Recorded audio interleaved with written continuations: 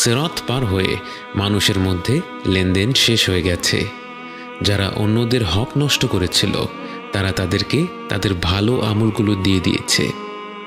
কিছু লোককে ফিরিয়ে দেয়া হয়েছে জান্নাতের দ্বার প্রান্ত থেকে। আল্লাহর অশেষ রহমত আপনার সেই পরিণতি হয়নি। পৃথিবীতে যারা আপনার পিঠ পেছনে দু চারটা খারাপ কথা বলেছিল, আপনার দিন পালন নিয়ে হাসি ঠাট্টা করেছিল, আজ সেই মন্তব্যগুলোর জন্য আপনি নিজেকে অত্যন্ত ভাগ্যবান মনে করছেন। আপনি ভুলবশত একটু আধটু যাদের হক নষ্ট করেছিলেন, সেই হক নষ্ট করা সত্ত্বেও আপনাকে ফিরে যেতে হয়নি, কারণ আপনি এমন এক সময় ইসলামকে ধরে রেখেছিলেন যখন ইসলাম সঠিকভাবে পালন করা ছিল গরম কয়লা হাতের মুঠোয় ধরে রাখার চেয়েও কঠিন।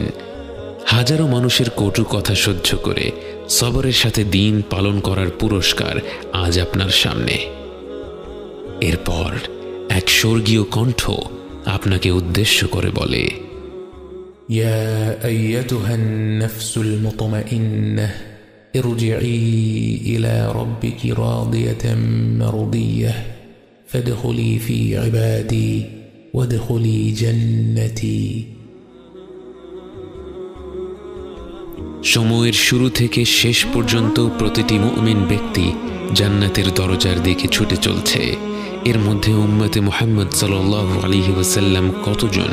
আপনার মনে পড়ে যায় বুখারীর সেই হাদিস যেখানে রাসূল সাল্লাল্লাহু আলাইহি ওয়াসাল্লাম তার উম্মতকে উদ্দেশ্য করে বলেছিলেন, আমি আশা করি তোমরাই হবে জান্নাতের অর্ধেক জনসংখ্যা। জান্নাতের রয়েছে 8টি দরজা। বাবুস সালাহ খুলে দেয়া হবে তাদের জন্য যারা তাদের সালাত ঠিকভাবে আদায় করত। বাবুল জিহাদ খুলে দেয়া হবে মুজাহিদিনদের জন্য। বাবুস সাদাকাহ খুলে দেয়া হবে যারা বেশি বেশি দান সাদাকা করত। আর রাইয়ান হবে তাদের জন্য যারা বেশি বেশি রোজা রাখত। আল আইমান হবে যারা হিসেব ছাড়া জান্নাতে প্রবেশ করবে তাদের জন্য। আল কাযিমিন আল গায়ব হবে যারা নিজেদের রাগ নিয়ন্ত্রণ করত এবং অন্যদের ক্ষমা করে দিত। এছাড়াও হজ পালনকারীদের জন্য থাকছে বাবুল হজ এবং ঘন ঘন আল্লাহকে স্মরণকারীদের জন্য থাকবে বাবুল যিকর। কারো কারো জন্য জান্নাতের একটি দরজা খোলা থাকবে, কারো কারো জন্য একাধিক দরজা খোলা থাকবে, কারো কারো জন্য জান্নাতের সব কটি দরজা খোলা থাকবে। আল্লাহ যেন আমাদের জন্য জান্নাতের প্রতিটি দরজা উন্মুক্ত করে দেন। আপনি জান্নাতের একটি দরজার দ্বার প্রান্তে, কিন্তু একে আপনি দরজাই বা বলেন কি করে? এ এত প্রকাণ্ড এক প্রবেশ পথ যে এর দুপাশ কোথায় গিয়ে শেষ হয় চোখে দেখা যায় না।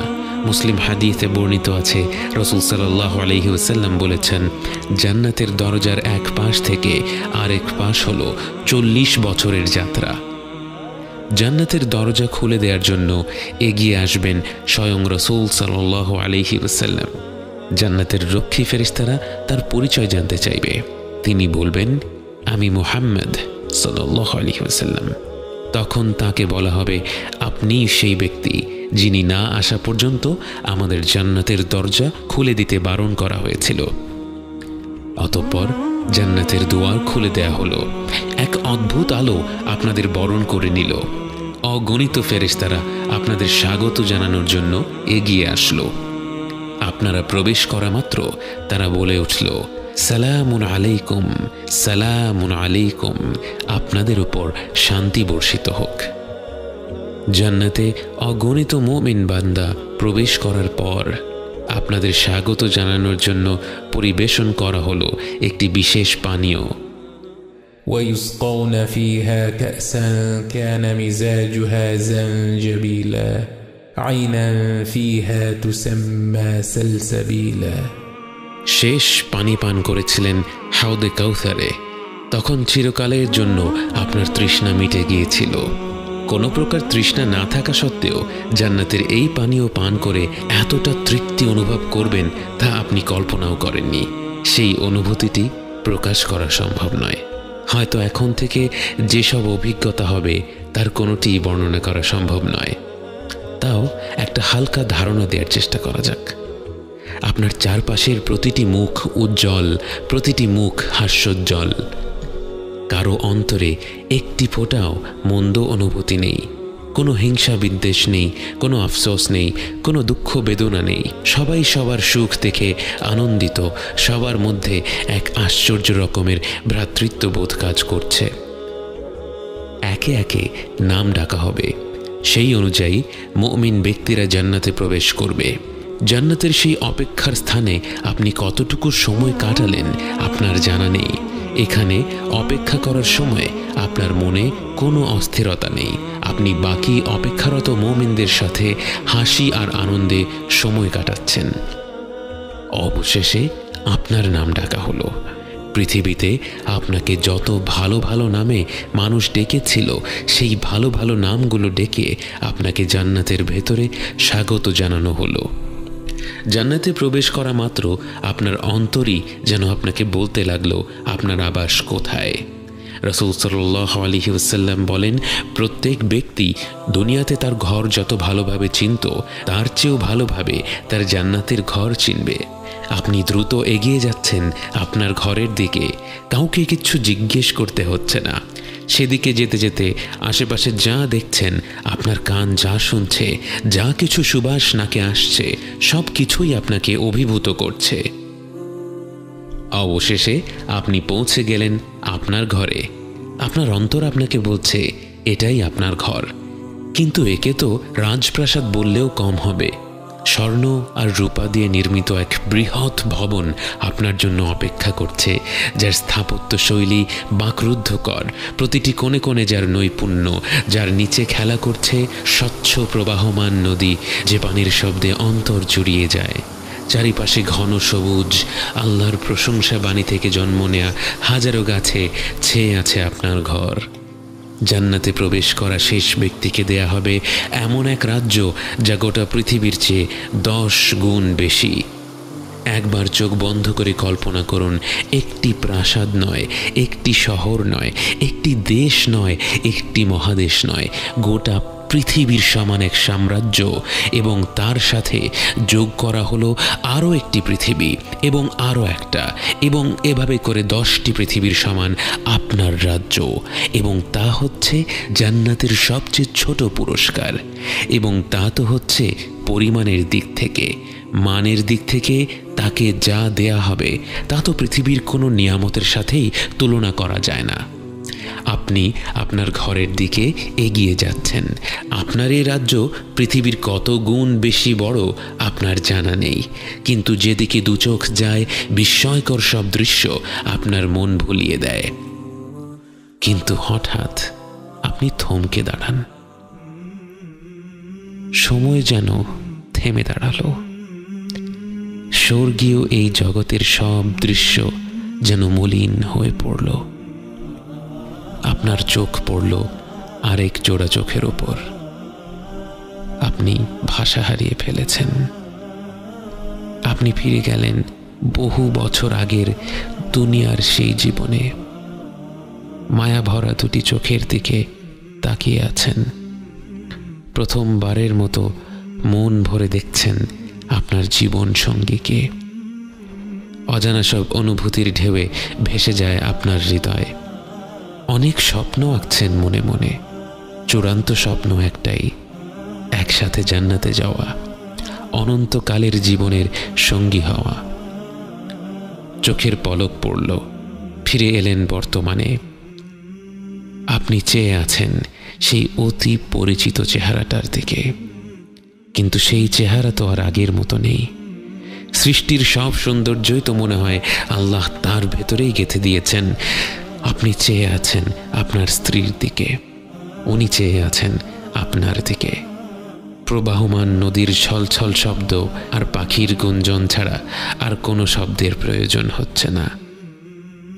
কোনো কোনো উলামারা বলেন, জান্নাতে যখন স্বামী স্ত্রী একে অপরকে প্রথমবারের মতো দেখবে, তারা একে অপরের দিকে মুগ্ধ হয়ে চেয়ে থাকবে 40 বছর। আপনার মনে হলো 40 বছর তো নয়, যেন 2-1 মুহূর্ত কেটেছে মাত্র। যতই দেখছেন ততই মন ভরে যাচ্ছে, আবার মনে হচ্ছে এখনো মন ভরেনি। আপনি আর আপনার জীবন সঙ্গী অনন্তকালের জীবন সঙ্গী, যার সাথে এখন আর কোনো কথা কাটাকাটির সুযোগ নেই, যিনি আপনার কোনো কাজে আর বিরক্ত হবেন না, যার সাথে এখন হবে ভালোবাসার সম্পর্ক, যা দিন দিন কমবে না বরং বেড়েই চলবে। সেই ভালোবাসার মানুষটাকে নিয়ে আপনি ঘুরে দেখতে লাগলেন আপনাদের জান্নাতের আবাস। উপরে আকাশমণ্ডলী ভরা উজ্জ্বল নক্ষত্রের ন্যায় কি যেন জ্বলজ্বল করছে। আপনারা বুঝতে পারেন তারা হচ্ছেন জান্নাতের আরও ওপরের স্তরের জান্নাতবাসীরা।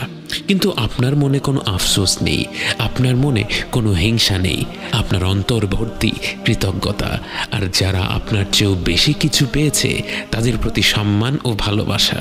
জান্নাতে কোনো খারাপ অনুভূতি নেই, জান্নাতে রয়েছে শুধুই সুখ।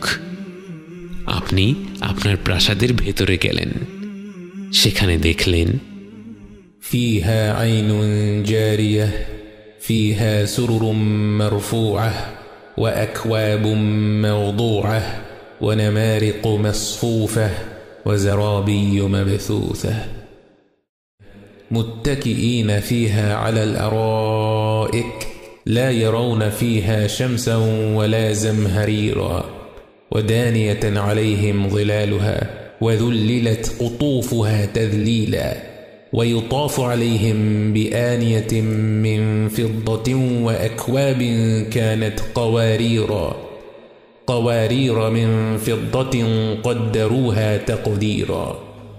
আপনি হেলান দিয়ে বিশ্রাম নিচ্ছেন সম্মানিত আসনে বসে, স্বর্গীয় ফল ফলাদি আপনার হাতের নাগালে, মনোহর পাত্রে হরেক রকমের পানীয় পরিবেশন করছে হাস্যোজ্জ্বল চিরতরুণেরা, যাদের দেখে ছড়িয়ে থাকা মুক্তোর মতো মনে হচ্ছে।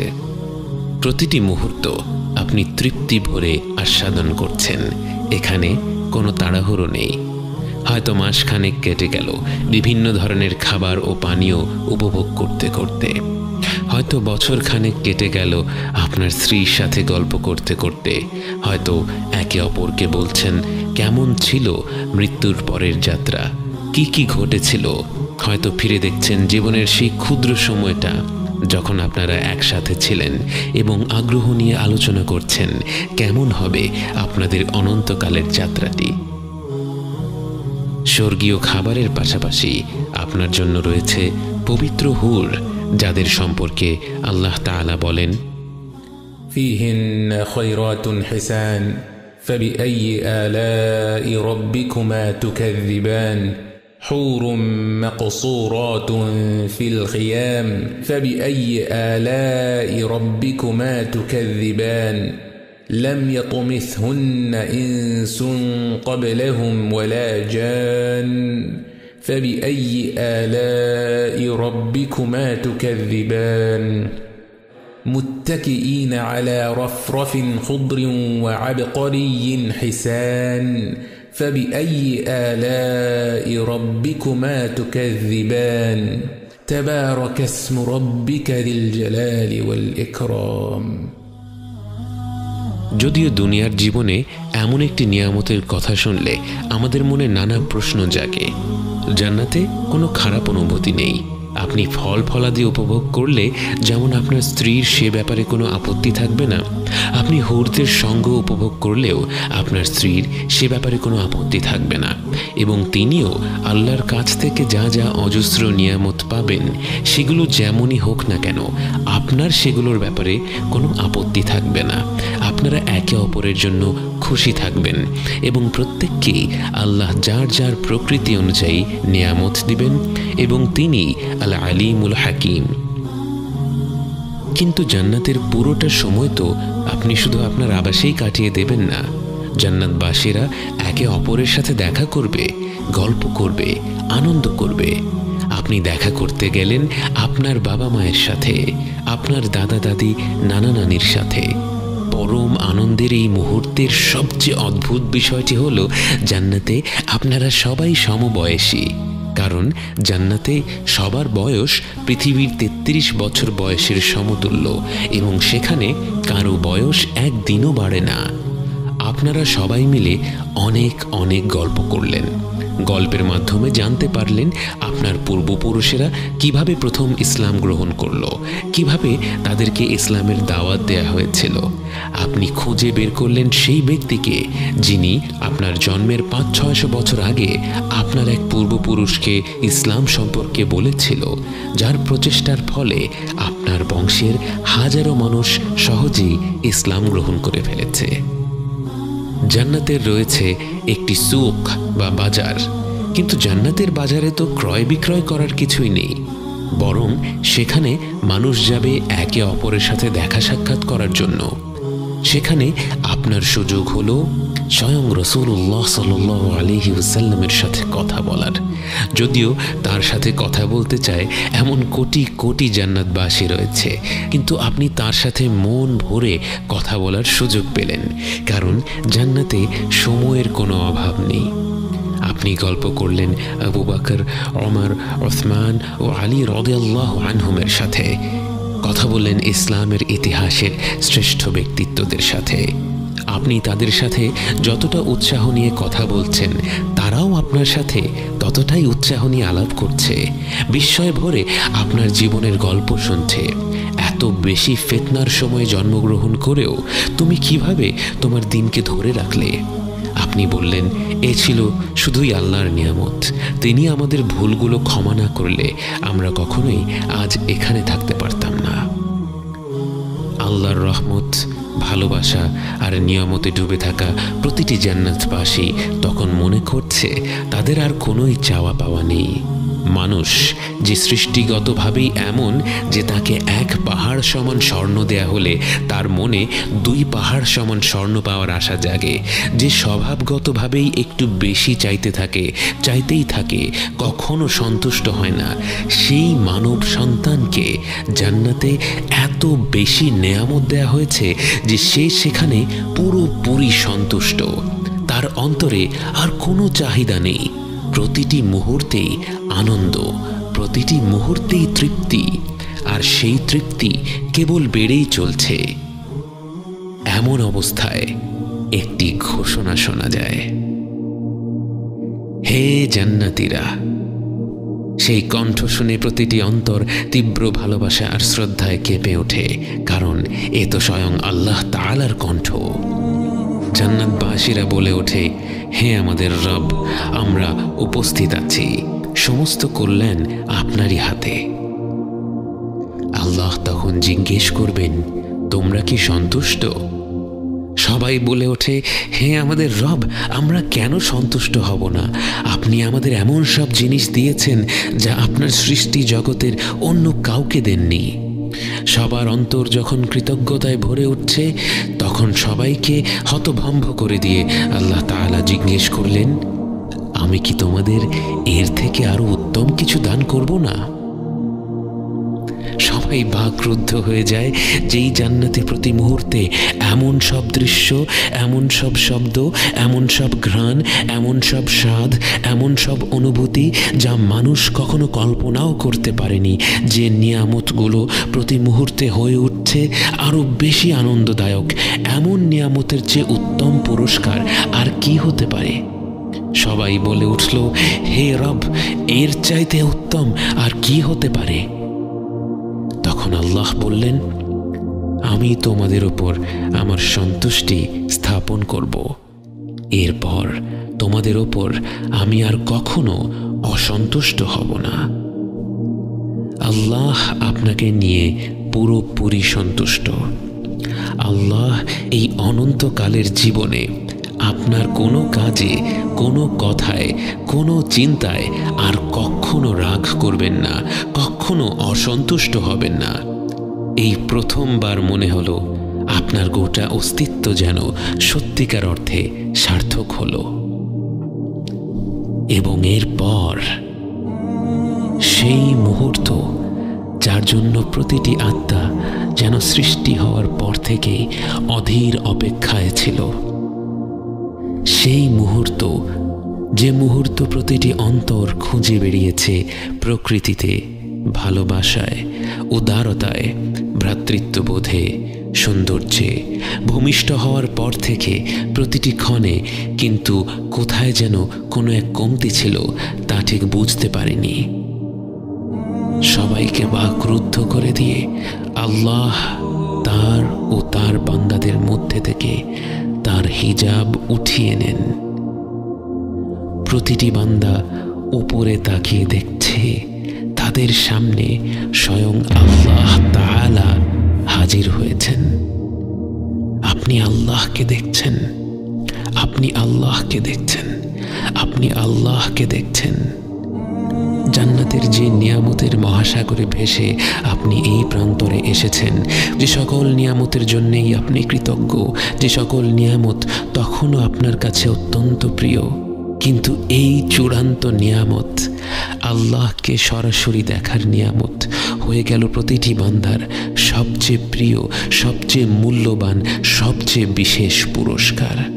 আল্লাহ যুল জালালি ওয়াল ইকরাম, যিনি মর্যাদা ও মাহাত্ম্যের অধিকারী, তার কর্তৃত্বের কাছে যেন ভাষাও মাথা নত করে ফেলে, এবং সেই মুহূর্তে সবাই জীবনের এই দীর্ঘ যাত্রার অর্থ বুঝতে পারে এত প্রতিকূলতা পেরিয়ে, এত ভুল ভ্রান্তির পর, এতগুলো ধাপ পেরিয়ে, এতভাবে নিজের অন্তরকে সংশোধন করে, জীবন ও পরকালের পরীক্ষাগুলো পার করে এই গন্তব্যে পৌঁছানোর উদ্দেশ্য আসলে কি। এক নিঃসৃত তরল থেকে জন্ম নেয়া মানুষ যে এত দুর্বল, এত অসহায়, এত ক্ষুদ্র, আজ সৃষ্টির প্রতিপালকের সামনে দাঁড়িয়ে তার এতটা নিকটে, তার পরিপূর্ণ সন্তুষ্টি অর্জন করে কোনো প্রকার বাধা ছাড়া তার সাথে সাক্ষাৎ করছে, তার মহিমার দীপ্ত প্রভার প্রবলতায় সে চূর্ণ বিচূর্ণ হয়ে যায়নি, বরং সে তার আলোয় আলোকিত হয়ে তার এই পরম নিয়ামত গ্রহণ করতে পারছে। আপনি বুঝতে পারেন আপনার অস্তিত্বের প্রতিটি মুহূর্তেই আসলে আর রহমানির রহিম আপনাকে তার কাছে টেনে নিচ্ছিলেন, এবং সেই গন্তব্যে পৌঁছানোর জন্য আপনার যা যা প্রয়োজন তাই আপনাকে দিয়ে গেছেন। তার সান্নিধ্যের পবিত্রতায় প্রবেশ করার জন্য আপনার যে আত্মশুদ্ধির প্রয়োজন ছিল, জীবন মৃত্যু জীবনের মাধ্যমে তিনি আপনাকে সেই আত্মশুদ্ধির পথ দেখিয়ে দিয়েছেন, এবং আলহামদুলিল্লাহ আলহামদুলিল্লাহ আপনি সেই পথে ছোট ছোট ধাপ নিয়েছিলেন। দুনিয়ার ক্ষণিকের জীবনের কোনো এক পর্যায়ে, কোনো এক অনুপ্রেরণায় আপনি সিদ্ধান্ত নিয়েছিলেন আপনি তার দিকে একটি ধাপ নেবেন, একটুখানি এগোবেন, এবং সেই একটি ধাপের ফলে তিনি আপনাকে তার রহমত আর ভালোবাসায় এমনভাবে আবরণ করে নিয়েছিলেন, নিয়ামতের পর নিয়ামত দিয়ে আপনাকে এমনভাবে ডেকে নিয়েছিলেন তার কাছে। আজ জান্নাতের এই নির্মল প্রান্তরে বসে আপনি আল্লাহকে দেখছেন, তার নিকটে পৌঁছে গেছেন। আপনার ভূমিষ্ঠ হওয়া আজ সার্থক হলো। জীবন মৃত্যু জীবনের যাত্রা আজ সার্থক হলো। بين الرجاء والخوف قلبي طائر ومن اليقين النور بيض جوانحي فوق السحاب يطير حرا مدركا نسمو كماله للكون وجه آخر نحيا